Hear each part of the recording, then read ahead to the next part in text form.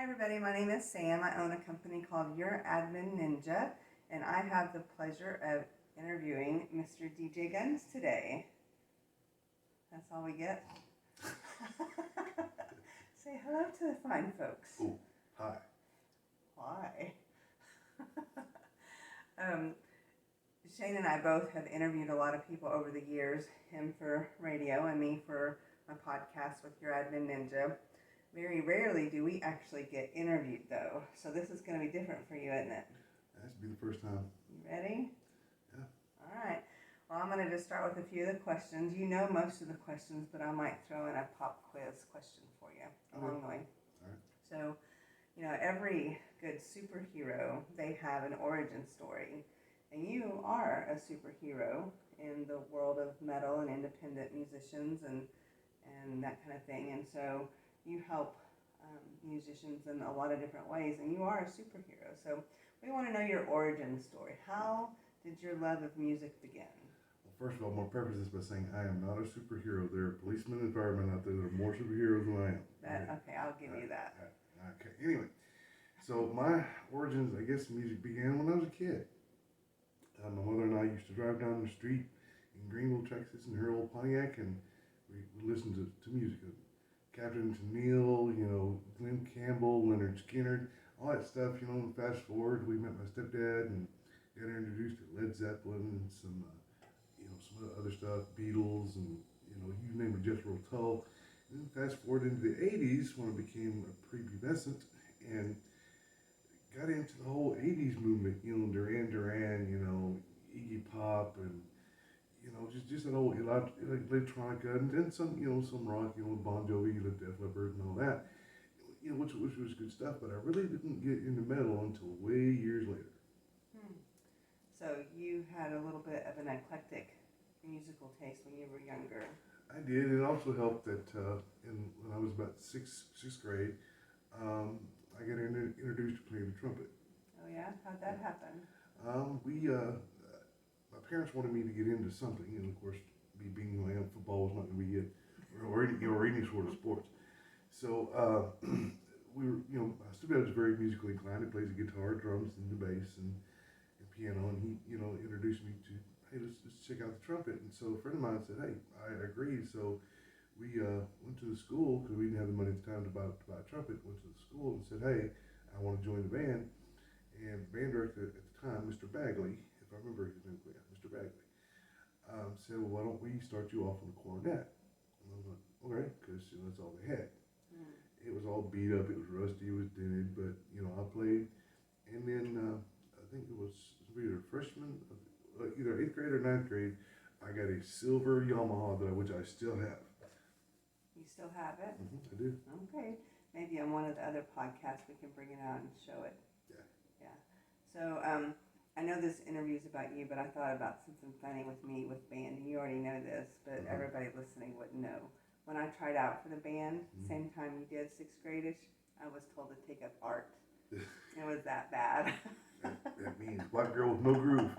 And I wanted to play the drums or the saxophone, and I had nothing. I got nothing. But the art thing worked out fine. Yeah. All right. So you mentioned a few bands already. Would you consider those to be your musical influences, or are there others?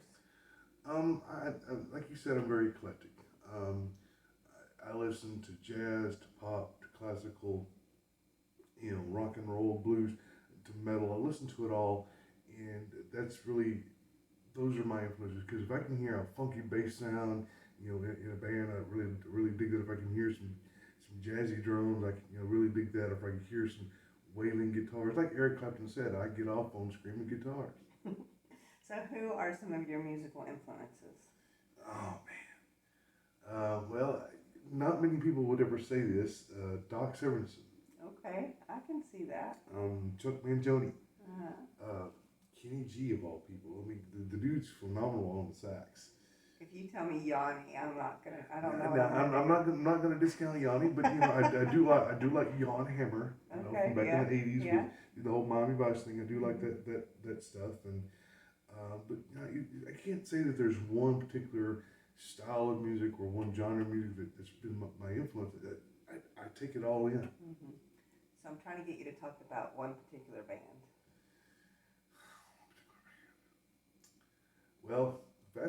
to the 90s. And really wasn't into rock and roll and metal that much still. You know, I'd heard, you know, Metallica, Megadeth, you know, Iron Maiden, Judas Priest, all those guys throughout the 80s.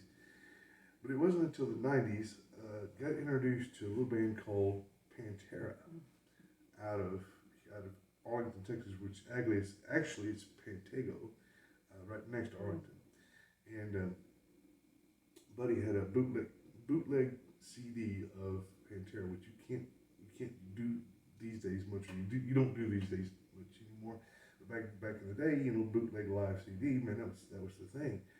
And I heard Pantera for the first time, and I was like, holy crap! You know, this is where I want to be. This is what I want to do. And so I researched Pantera as much as I could. Followed them. I saw them twice, and once in 1999 with Black Sabbath, the Black Sabbath reunion tour, and I believe the other time was opening with Kiss at the Dr. Pepper Theater in Frisco. I believe. I think this one. I had a little too much to drink during that time. A little too much to smoke. So I don't really remember a lot. So anyway. Times have changed a little bit in that regard, huh? Yeah. You usually keep it pretty moderate. Yeah. Anyway. Yeah, you know. This is not an AA meeting. This is not an A. We'll just put a pin in that one then. Okay, there you go. All right, so tell us how you decided you wanted to become a DJ. Fast forward through the 90s and into the 2000s, of course, I was married, kids. And then it wasn't until about 2015 when I had been DJing special needs events. Left it out the last time I talked to somebody, but I've been DJing special needs events for the local businesses here in the Dallas-Fort Worth area since about 2009. And had a lady friend who was a DJ in Ireland for 365 Radio Network. And she and I talked quite often. I became very good friends with her and the owners of the station. And she asked me, she said, hey, you know, would you like to come on board as one of our DJs? She says, you have a wide variety that I think could make a good show. And I said, well, you know, me being shy, I'm an introvert, man, I don't know. And she says, well, you know, just think about it. And so I thought about it. And August 23rd, I believe it was, 2015, Locked and Loaded came to be. How'd you come up with the name? Actually, a buddy of mine was in the military. And he said, you know, like he liked things, military themes, very patriotic. And I threw it around with Kaylin every night, you know, for a few days. And she said, how about Locked and Loaded? Like, I like it. You know, it stuck. And of course, we had to come up with a name, you know, for my name anyway. And of course, couldn't use my regular name because it's kind of nerdy. So, Your name's fine. Anyway, and so to go along with Locked and Loaded, Kaylin said, "What about guns?" And I was like, yeah, "I like it." And so that's it just stuck. Shane Guns. You wear it well, sir. Thank you. All right, so now that's where Locked and Loaded came from. That was a long time ago. Where's Locked and Loaded now? Locked and Loaded is now on Deep Dallas Radio at www.deepdallasradio.rocks every Saturday from 1 p.m. to 7 p.m. Okay. And how long have you been on Deep Dallas? I've been with Deep Dallas since 2018. Okay. Yep. All right. And so you've also started a second show now. Tell us about that. Had the owner of ZooTap Radio approached me a couple of years ago wanting to do a show with me on his station, and I said yes. Things kind of were put on the back burner for a while, and then we started Laboratory of Metal this year, or last year actually. Yeah, it's been almost 6 months now. Yeah, almost 6 months. Yeah, and so what's the difference between Locked and Loaded and Laboratory? Locked and Loaded it's a mix of rock and roll, industrial, metal, punk, whereas Laboratory of Metal speaks for itself as just strictly metal. Yeah, I remember when you started it, you're like, Laboratory of Metal might be too hard for you. I listen every week and love it. It's all good. All right, so you have Locked and Loaded, you have Laboratory of Metal, and you're an internet DJ, right? So it's on the internet. People can get it on different streaming services, different players is what I think it's called. Right. I'm still kind of learning. But when you're live, like, I guess the question I'm trying to ask is, what all does it take to actually go live? And when you're doing it, because a lot of people think, oh, you just hit a button and then boop, it's all done. I press play and that's all I do. No, actually, there's a lot that goes into it. There's a lot of going through emails from promoters and from promotions companies, PR companies that send in music, and I have to listen to it every week. And then I have to decide what goes on the show. And then getting a show ready, it takes a lot of prep. It doesn't just, I don't just sit behind the computer and press buttons all day.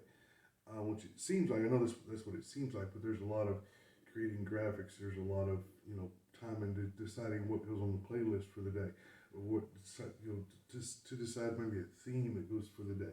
And like every other person that likes music, for me, when I choose things to go into the show, it usually reflects what's going on in my life during the week, during the month, during the year. Mm-hmm. So, it may be one show may be ultra heavy and one show may be not so heavy, but to load everything into the broadcaster, and that's another thing, the broadcaster is a whole nother game, because then you have to know how to get logged into the servers and then to load the songs that you want on your playlist for the day.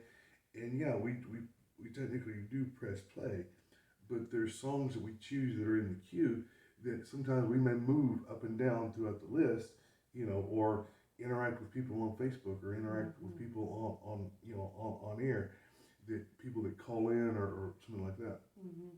Yeah, so you may technically the day of, you could have everything ready, locked and loaded, ready to go, and hit play, but the time it took to get to that point is definitely a little more labor intensive, I think, than most people know.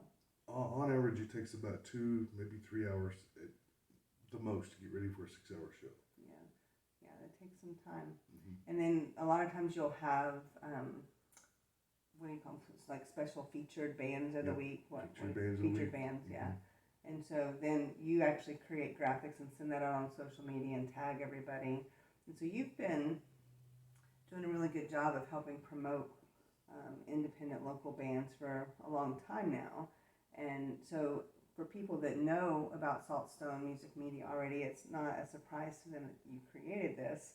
And so this is the first podcast for Saltstone Music Media, so I guess it's time to talk about it a little bit. What do you want to know? Why'd you start it? Well... Or what is it? What is Saltstone Music Media? Well, Saltstone Music Media is an idea, and this is crazy little brain mind, that I've seen a lot of PR companies out there, promoters and such, take advantage of the musicians and of the bands through their services. We are trying to avoid that at all costs. Yeah. And so, what does that look like to you? I do know for a fact that there are certain record labels, so-called record labels. Now, and to be honest, I know I'm going to hurt some people's butts here, but I don't really care. I don't know how they can call themselves a record label when they're not offering record deals. All they're offering is distribution and promotion, and that's basically it. Yeah. So I don't know how and they're charging these bands anywhere from, last I heard was anywhere from $250 to maybe $400 a year, which doesn't seem like a whole lot, and sometimes it's a little more. It doesn't seem like a whole lot, but these bands are out there, and they're just trying to make it. They're not signed any major record deal. They don't have any major financial backers. They all have day jobs. They all have regular lives, but all they want is their music heard. All they want is their music seen. All they want to do is be seen, and that's what we want to do, is to provide that service for a minimal fee. Yeah, very minimal. Yeah, and I know that at some point your prices will have to go up a little bit, but they'll always be very fair and very reasonable.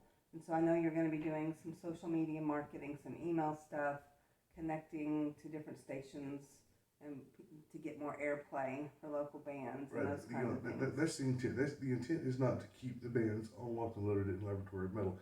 There's a whole plethora of internet stations and PR companies that are out there. If we can help connect you to those people, that's what the goal is. Yeah, you do it really well. You have connections nobody else has. You know that, right? I don't know about all that, but I just do what I do. Is there anything I forgot to ask? Or how would you like to close? I would just like to say that, follow Saltstone Media, Saltstone Music Media. We are fledgling. We're just now getting our feet under us and getting going. But Pay attention. That's all I gotta say. Pay attention. Yep.